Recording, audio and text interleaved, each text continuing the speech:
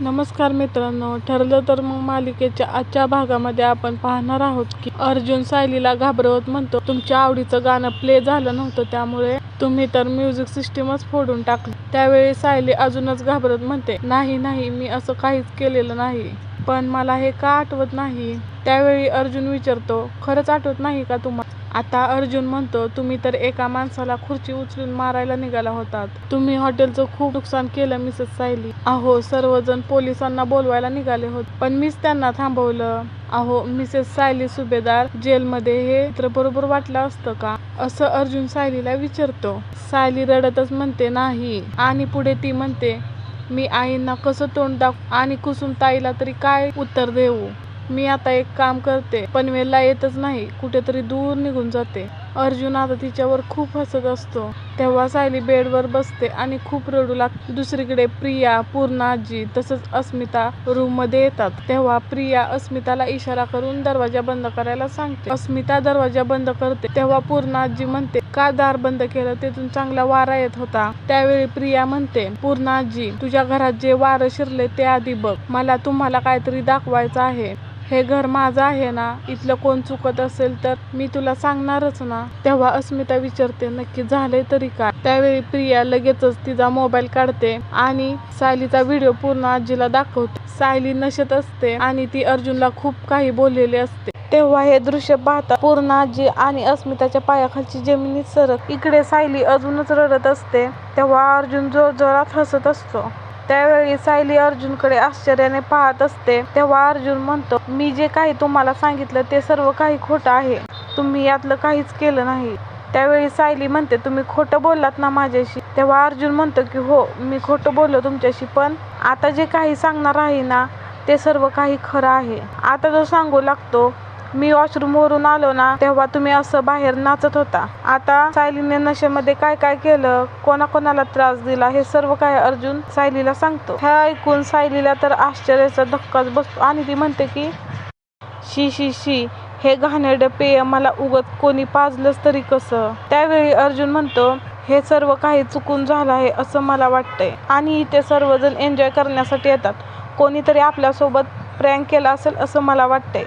त्यावेळी सायली म्हणते, आपल्यासोबत आणि कोण प्रँक करेल, हे घाणेरडं पेय कोणीच पिऊ नये. बापरे, असं म्हणत सायली आता स्वतःवरच चिडते. तर आता अर्जुन हसत असतो आणि अर्जुन म्हणतो की बरंच झालं, काल मला तुमची दुसरी बाजू समजली. त्यावेळी सायली विचारते, म्हणजे काय. त्यावेळी अर्जुन म्हणतो, कुणाचं बंधन नाही, कुणाचं दडपण नाही, अशा वागत होता आणि बोलत सुद्धा होता. खूप एन्जॉय केलं काल तुम्ही, मला वाटतं असा दिवस पुन्हा यायला हवा. त्यावेळी सायली म्हणते, काही पण बोलू नका, हा दिवस कधीही न आलेला बरा. सायली आता म्हणते, आता विश्वनाथ काकांकडे मी जाणार नाही, त्यांना निरोप द्यायची माझी हिंमतच नाही. त्यावेळी अर्जुन म्हणतो, ठीक आहे, नका जाऊ, मी त्यांच्याशी जाऊन बोलतो. ठीक आहे असं सायली म्हणते. तेवढ्यातच विशू काका तिथे येतात आणि म्हणतात, काय म्हणालात तुम्ही, माझ्याकडे येणार नाही का. मी आता प्रताप आणि कल्पनाला हे सर्व काही सांगणार आहे. तेव्हा अर्जुन आणि सायली खूपच घाबरतात. तर इकडे पूर्णा आजी सायलीने जो काही धिंगाणा घातला आहे तो मोबाईल मध्ये पाहतात. त्यावेळी त्यांना धक्काच बसतो. तेव्हा अस्मिता म्हणते, बापरे, हनीमूनला गेले आणि दारू पिऊन धिंगाणाच घातला, हे बघताना माझे डोळे का फुटले नाहीत. प्रिया सायली विरुद्ध भडकवण्याचा प्रयत्न करत अजून म्हणते की पूर्णा आजी, तिथे सर्वांना माहीत असेल की ही सून कुणाची आहे. तिने सुभेदारांच्या नावाला आता काळं फासले. तेव्हा त्या आता खूपच चिडतात.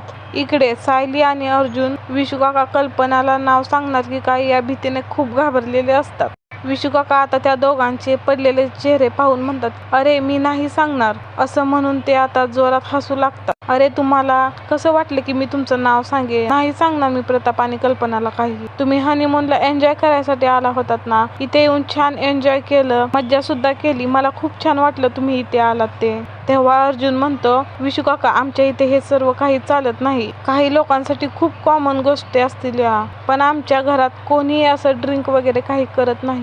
त्यावेळी विशू काका आता म्हणतात की तुमचा प्रवास सुखकर हो, आता काही टेन्शन घेऊ नका, घरी गेल्यानंतर मला कळवा. आता अर्जुन आणि सायली दोघेही विश्वकाकांचा आशीर्वाद घेतात आणि जायला सायली पुढे जाते आणि अर्जुन म्हणतो की माझा मोबाईल तसाच राहिला. तेव्हा तो मोबाईल घ्यायला जातो आणि तो त्या रूमकडे पाहतच राहतो आणि म्हणतो की ही रूम खरंच माझ्यासाठी स्पेशल होती, कारण मला इथे रिअलाइज झालं की माझं सायलीवर खूप प्रेम आहे. ते माझ्या मनाने सुद्धा ॲक्सेप्ट केलं. माझ्या प्रेमाची फर्स्ट विटनेस आहे ही रूम, असं म्हणून अर्जुन आता तिच्याकडे खूप वेळ पाहतच राहतो. त्यावेळी सायली म्हणते आता चला सर. तेव्हा अर्जुन आता जायला निघतो. दुसरीकडे अस्मिता पूर्ण आजीला भडकवण्याचा प्रयत्न करत असते आणि म्हणते की ते हॉटेल डॅडच्या मित्रांचं होतं. त्यांना माहित होतं ही सुभेदारांची सून आहे. तिथे जाऊन हिने एवढे तमाशे केले. अगं पूर्ण आजी, आपल्या घराण्याची काय इज्जत राहिली तूच सांग. त्यावेळी पूर्ण आजी म्हणतात की आता बोलायची नाही तर कृती करण्याची वेळ आली आहे. प्रिया आता आगीत तेल ओतण्याचं काम करते आणि म्हणते की हे एवढंच नाहीये पूर्ण आजी, तू इथे नसताना खूप काही घडून गेलंय. अगं जोगतीने अर्जुन सायलीबद्दल वेगळंच काहीतरी वाईट सांगितलं होतं, त्या दोघांच्या नात्याबद्दल. त्यावेळी त्या जोगतींसोबत कल्पना मामीला मीच दिसले. त्यावेळी कल्पना मामीने गैरसमज करून घेतला की त्या जोगतीनीला मीच पैसे देऊन हे सर्व काही बोलायला लावलं. कल्पना मामी माझ्यावर खूप चिडल्या. मी काहीच बोलले नाही, कारण माझ्यावर चांगले संस्कार आहेत. त्यावेळी पूर्ण आजी म्हणतात बाळा, मी या गोष्टीचा कल्पनाला जाब विचारणारच आहे. त्यावेळी प्रिया म्हणते की नाही पूर्ण आजी, माझ्यामुळे या घरातील माणसांना त्रास झालेला मला नाही आवडणार. तू कुणालाही काही विचारू नको. त्यावेळी पूर्ण आजी म्हणतात अगदी प्रतिमावर गेली आहेस तू, नेहमी दुसऱ्यांचा विचार करते. त्यावेळी पूर्ण आजी विचारतात पण तन्वी बाळा, हा व्हिडिओ तुला कुणी पाठवला? त्यावेळी प्रिया म्हणते की अगं पूर्ण आजी, मी काय स्टडी टूरला गेले नव्हते, मी माथेरानला गेले होते सायली अर्जुनचा पाठलाग करत करत. मला माहित होतं हे असंच काहीतरी असणार आहे. तू प्लीज कोणाला सांगू नको हा. त्यावेळी पूर्ण आजी ठीक आहे म्हणते आणि म्हणते की हा व्हिडिओ माझ्या मोबाईलवर पाठव आणि काय करायचं ते मी पाहते आता.